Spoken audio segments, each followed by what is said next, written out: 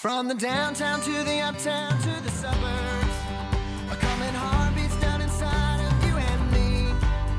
And no matter where we go, this city's in our souls. Who we are keeps us connected to this place. And I'm loving, living local.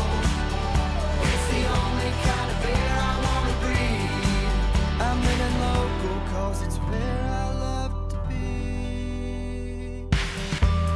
Welcome back to another episode of Made in Northern New York. I'm Olivia Grant. And I'm Josh Bond. For this episode, we're out in beautiful St. Lawrence County.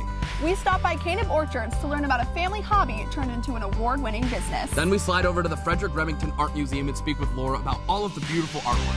But first off, we stopped by Rose Hill Adolescent Addiction Treatment Center. I came here, it was a bed-to-bed transfer. I came here I have an opiate addiction. I actually began my addiction with alcohol. I always had an older group of friends, so I always hung out with the older kids, and I was going to college parties, and drinking was it was a normal thing, you know what I mean? And I always thought, well, I'm drinking just as much as they are, but it's not about how much you drink or when you drink, it's about when I drink, I can't control what happens after I drink because I have an addiction, and once I take the first shot and once I start feeling that, I can't stop myself. There's a saying, one is too many and thousands ever enough, and that couldn't be more true.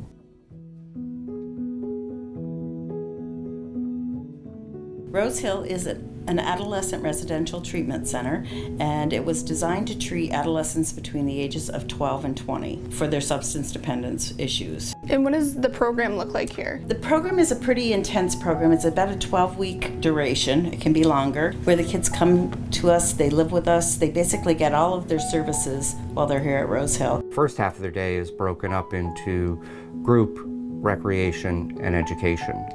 There are 3 teams, so somebody is always in each of those. And that allows us to spend time in a group setting talking about topics like mental health, anger management, chemical dependency, relapse prevention, family, and art therapy.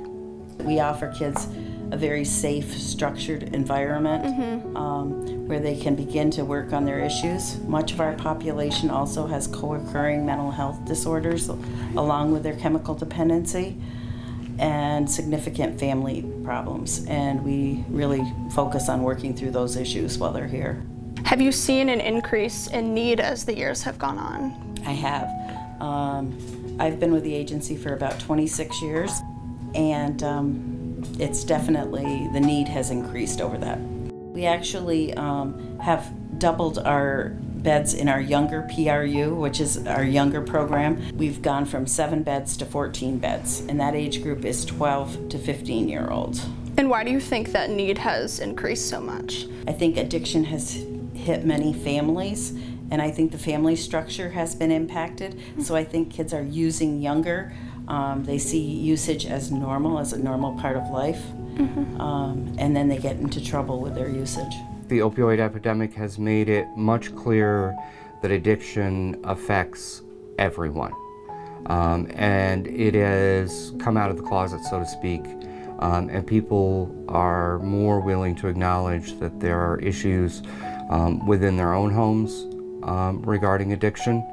Especially with the residents that we deal with, it can very often be an intergenerational thing.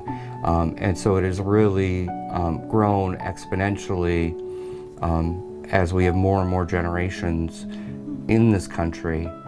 We see more and more of those family dynamics that are either setting the groundwork for addiction or being altered by addiction. What can we do to help this problem, especially on the community level? I think that we need more prevention in the community. I think we need more resources, especially for kids. I think that kids need to figure out how to keep themselves busy. Many of the kids will say, I use because I'm bored, I have nothing else to do. And much of the time it's just that they've never been exposed to a lot of the opportunities that are available in the communities. Talk openly about the issue and honestly, be supportive.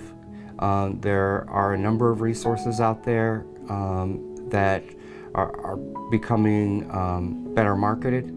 There's many resources. There's outpatient services, which is where people generally start. Here in Massena, we have a satellite in-community outpatient clinic. There's also St. Lawrence County Addiction Services has a clinic here in Massena. So people can reach out there. They can also reach out to local hospitals, their primary care doctors, for referrals to us. They can contact us directly. We have a lot of parents that just pick up the phone and say, I don't know what to do, and they're looking to make a referral, and they can do that.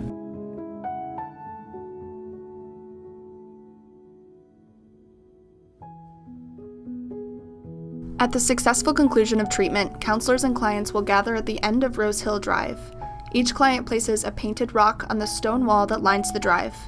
They receive words of encouragement, inspiration, and praise from those gathered around them. The group gathers in a circle around the soon-to-be discharged client, puts their right foot forward for the still sick and suffering, and for a final time, the soon-to-leave client leads the group in the Serenity Prayer.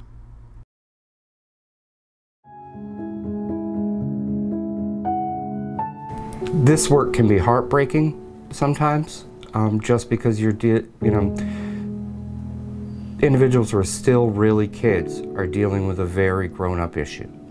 But at the same point, it can be incredibly rewarding, and almost all addiction starts in adolescence. So that if we can stop it in adolescence, that is just so many more years of a productive, happy life that those individuals can lead moving forward. You're not alone. There's so many people struggling with addiction. They can be prominent members in our society. There can be a mayor, they could be a district attorney, it could be a judge, you know what I mean? It could be a police officer, anybody. I mean, addiction doesn't discriminate. So I would say to somebody that you should not ever be embarrassed to ask for help. Sobriety is so wonderful. Your life, when you're in the midst of an addiction, you think that when you stop using, your life is going to be over. But your life really never begins until you put down drink or the drugs. Sobriety is awesome, and I'm really excited for the next chapter of my life.